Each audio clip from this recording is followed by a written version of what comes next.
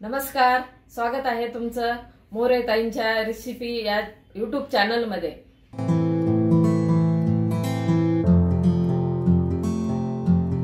चला तर मग व्हिडिओमध्ये पुढे जाण्याआधी बेल आयकॉन दाबून चॅनलला सबस्क्राइब करा आणि सुरू करा मोरे ताईंसोबत आजची ही चवदार रेसिपी बनवायला।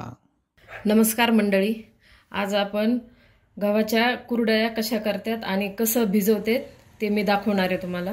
आता हे 2 किलो गहू घेतलेले मी, जे आपण नेहमी घरात यूज करतो म्हणजे पोळ्याला तेच गहू घेतलेले, जे घरात आहे तेच घेतलेत आणि त्याला निवडून वगैरे घेतले। हे असे गहू आहेत। आता याला ना 4 वेळा धुवून काढायचे आणि नंतर आपल्याला कुरड्यासाठी 4 दिवस याला भिजत घालायचं। म्हणजे आज मंगळवार, तुमचा कोणताही वार पकडा, आज मंगळवार आहे माझा, तर मी मंगळवार भिजवणार, पुन्हा उद्या दुसऱ्या दिवशी पण पाणी बदलायचं, पुन्हा बुधवारी बदलायचं, मग आणि गुरुवारी आपल्याला पुन्हा पाणी बदलायचं आणि मग शुक्रवारी आपल्याला चिक घ्यायचा आणि शनिवारी कुरड्या करायच्या। तर जे 3 दिवस आपल्याला पाण्यात भिजत घालायचे, तर पण 3 दिवस पाणी बदलायचं आणि दुसरं पाणी टाकायचं। तर आता मी धुवून घेते गहू, 4 वेळा आपल्याला गहू धुवून घ्यायचे। म्हणजे सगळे जे वर काही येणारच नाही, आपण सगळे निवडून घेतलेले, पण तरी पण आपल्याला पूर्ण स्वच्छ करूनच गहू भिजत घालायचे। गहू छान निर्मळे आणि मोठे मोठे चांगले, जे मोठे चांगले गहू असले ना तर चिक पण चांगला येतो। असल थोडेसे घाण तर वरची पण काढून घ्यायची। आता माझ्या भावात काहीच नाही, मी स्वच्छ करून घेतलेले, फक्त आता 4 वेळा धुवून काढते। आपण 4 वेळा गहू धुवून घेतलेत आता, आणि हा डब्बा घेतलाय, चांगला मोठा असा खेळतय गहू बसले पाहिजे असा डब्बा घ्यायचा।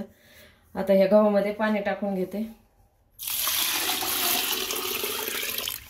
आता मंगळवारी भिजू घालायले मी, मंगळवार बुधवार गुरुवार 3 दिवस भिजायचं आणि शुक्रवारी आपण चिक घेणार आहे। आणि 3 दिवस पण आता आज सकाळी भिजू घातले ना, तर उद्या परत काढायचं, पाणी काढून टाकायचं ते पहिलं आणि नवीन पाणी टाकायचं, असं 3 दिवस पण करायचं आणि असे छान मोकळं पाणी टाकून भिजू द्यायचे। आता आपण गुरुवारपर्यंत याला भिजू देऊ, फक्त पाणी बदलत राहायचं। आपण गहू भिजू घातले होते तर आज 3 दिवस झालेले, पूर्ण 3 दिवस झालेत आणि आपण 4थ्या दिवशी काढलेत। 3 रात्र आणि 3 दिवस गहू भिजून झाले, तर रोजचं 3 दिवस सारखं सकाळी पाणी काढायचे, परत दुसऱ्या दिवशी अजून सकाळी, परत तिसऱ्या दिवशी सकाळी असं पाणी काढलेले। आता पण मी ह्याचा वास येऊ लागला होता ना, तर बाहेरूनच पाणी काढून आणले, सगळं पाणी काढून घेतलेले। आता आपल्याला ना नुसतं बारीक करायचंय मिक्सरमधून आणि चिक घ्यायचंय। मिक्सरचं भांडं घेतलंय, त्याच्यात अर्ध भांडं येईल इतकं गहू घ्यायचे आणि पाणी टाकून आपल्याला बारीक करायचंय।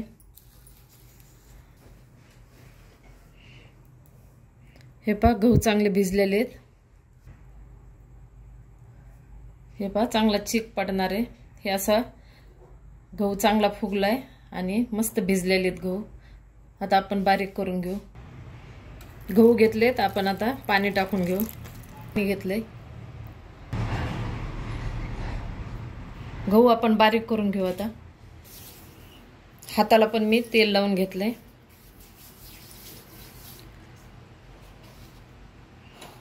हे असे बारीक करून घेतले आणि आत्ताच आपण याला गाळणार नाही, आधी सगळे गहू मी बारीक करून घेते।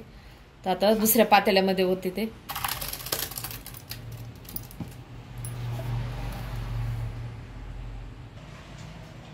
आता मी राहिलेले हे सगळे गहू बारीक करून घेते आणि बारीक केलेलं याच्यात टाकलेले, मग नंतर आपण गाळून घेऊ।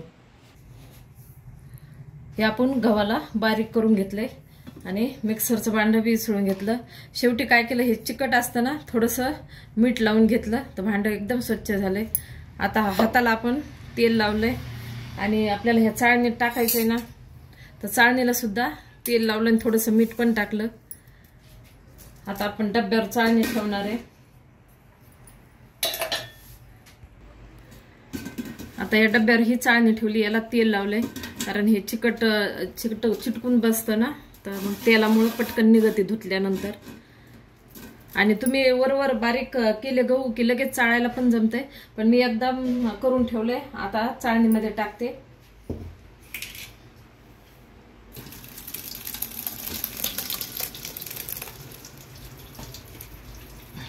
आता आपण ह्या चमच्याच्या साहाय्याने याला दाबून घेते असं.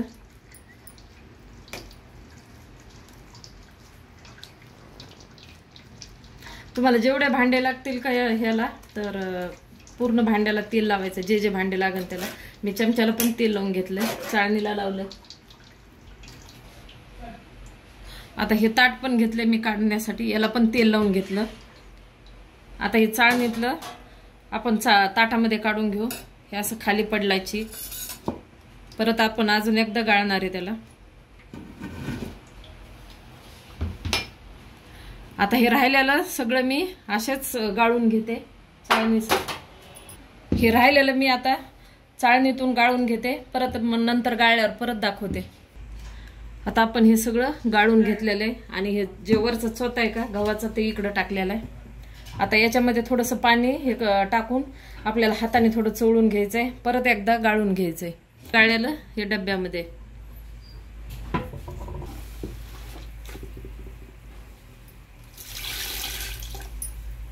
आता याला मी हाताने चोळून घेते आधी.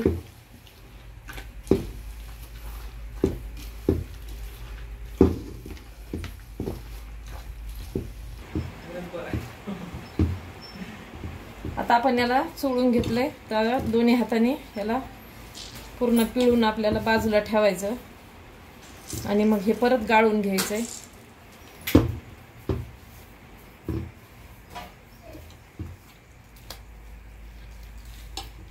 आता आपण हे राहिलेलं सगळं पिळून घेतलंय आणि आता याला गाळून घेऊ.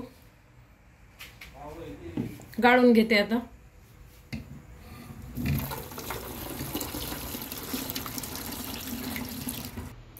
डब्यातला आपण पातेल्यात चिक वतून घेतलाय आणि डब्याला कॉटनचा कपडा बांधणार आहे. परत आपल्याला चिक गाळून घ्यायचा आहे. आता आपण डब्याला कपडा बांधलेला आहे, सुती कपडा बांधलाय. आता ह्या पातेल्यातला चिक मी इकडं गाळून घेणार आहे.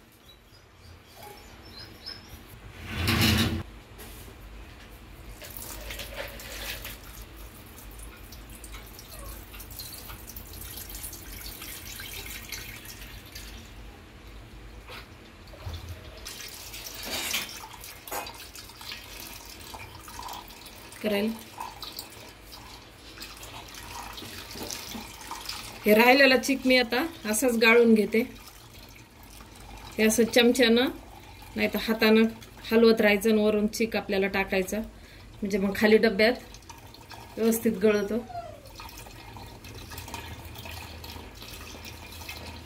आता राहिलेलं मी असंच गाळून घेते. आता हे पूर्ण चिक टाकलेलं आहे आपण. आता हे शेवटचं राहिले. असं चमच्यानं मी हलवत राहिले आणि एक जण टाकायला लागते आणि एक जणीनं असं हलवून हे. तर एकदा दोनदा आपण याच्यात राहिलेलं ना ते चोथा पण काढलेला आहे. असं कॉटनच्या कपड्यानं सुती एकदम चांगला कपडा घेऊन गाळायचं आणि हे असं लाल सगळं बाकीचं राहिलेलं आपण दोनदा तीनदा काढून टाकलंय. आता हे शेवटचं आहे. आता आपला खाली चिक तयार झालेला आहे. सकाळी आपण भेटू. आता आपला हे चिक तयार झालेला आहे. आता डब्यामध्ये ठेवलाय. आपण झाकण लावून ठेवू आणि सकाळी कुरड्या करू. आणि चोथा निघलेला याच्या पण ना पापड्या छान होत्या. आता कुणी याचा वडा पण घालतं, ते पण चांगला लागतो. आता आपण कुरड्या करणार आहे ना, तर हे रात्री चिक घेऊन डब्यात ठेवला होता. आता आपण झाकण काढू आणि ह्याच्यावरचं जे पाणी आहे का ते आपल्याला खाली काढायचे, कारण चिक ना खाली बसलेला असतो. हे वरचं पूर्ण लाल पाणी येतं ते पूर्ण काढायचं आणि असा फेस आलेला आहे. आता ते अलगद काढायचं, जास्त डब्याला हलवायचं नाही, म्हणजे मग चिक आपला खालीच राहतो.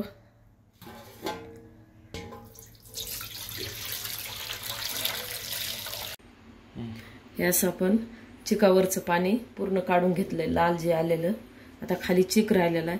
तर हे चिक आहे ना मी एका पातेल्यात काढून घेते आणि मोकळा करून घेते. मग आपण कुरड्या करू. आपण आता ह्या पातेल्यात चिक काढून घेतलाय ना, तर हे 2 बोटाचे कांडे आहे का तेवढं रिकामं पातेलं. आपल्याला पाणी पण एवढंच वापरायचं. आता हा चिक काढून घेते बाजूला आणि ह्याच्यातच आपल्याला पाणी घ्यायचंय आणि आदन ठेवायचं आता कुरड्यासाठी. आपण कुरडया ना चुलीवर करणार आहे. आता मी ही चूल पेटून घेतले आणि हे पातेलं घेतलंय. आता चुलीवर करायचं म्हणून अशी माती लावली आणि आता चीक होता का, जेवढा चीक होता का तेवढं पाणी घेतलेलं. 2 कांडे बोटाचे ना ते कमी होते, तेवढंच आपल्याला जेवढं चीक आहे तेवढंच पाणी घ्यायचंय. आता हे पाणी आपण पातेल्यात टाकून देऊ.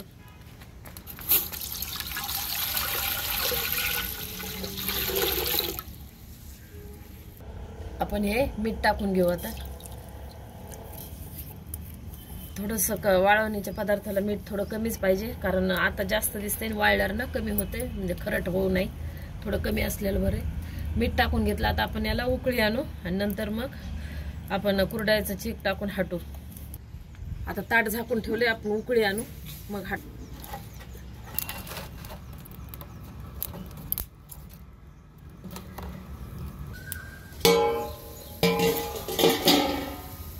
आता आपलं उकळी आलेली आतनाला आपण आता हटायला सुरुवात करणार आहे. बारीक धारला एक जण टाकणार आहे आणि एक जण हटणार आहे, म्हणजे गिटुळ्या होत नाही.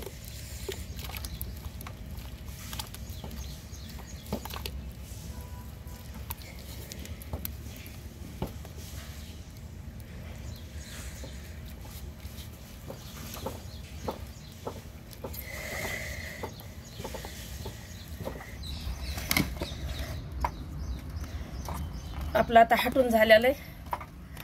तर आता काय करणार आहे, याला झाकून ठेवणार आहे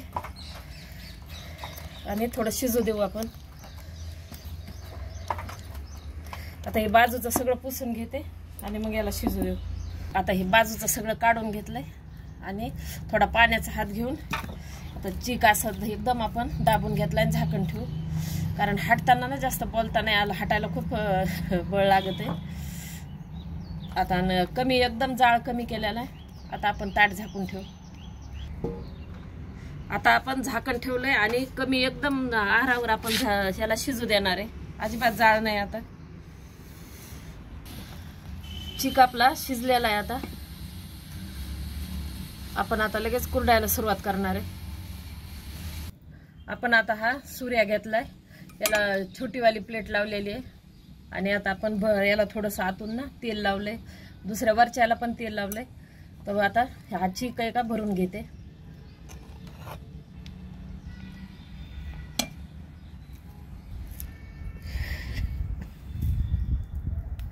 जेवढा बसल तेवढा भरून घेतलाय, म्हणजे वरचं पण आपलं बसलं पाहिजे. परत लगेच झाकण ठेवायचंय आणि आहारावरच ठेवलंय मी, खाली घेतलं नाही.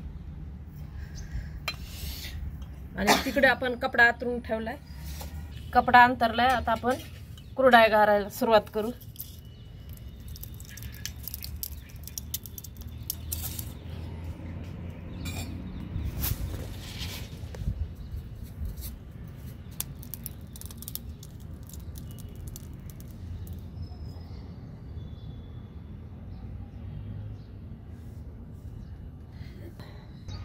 हे आपण आता एवढ्या कुरड्या घालून घेतल्या. आता राहिलेले मी अशाच घालून घेते.